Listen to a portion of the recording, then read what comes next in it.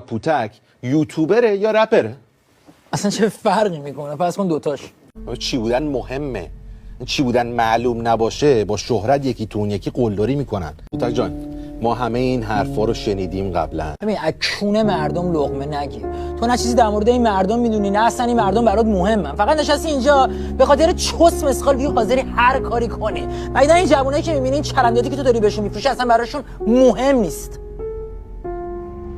پسر یک عمر داره کار میکنه فقط به خاطر اینکه یه قدم بره جلوتر، ولی هر سال میبینه رویاش داره کوچیک و کوچیک‌تر میشه. دختره نمیره بیرون که کسی بهش چرت نگه، بگن یارو خرابه، یارو اله، یارو بله. بعد به نظر تو واسه این دختره مهمه که من حالا شیطان پرستم یا کدوم خر دارم میپرستم؟ یارو دو سال خدمت کرده، زیر چک افسر رفته اونجا، هم اتاقیاش انگولش کردن، اومده بیرون سگدو داره میزنه که اگه سگدو نزنه میدونی چی میشه؟ از گرسنگی میمیره. اگه سگدو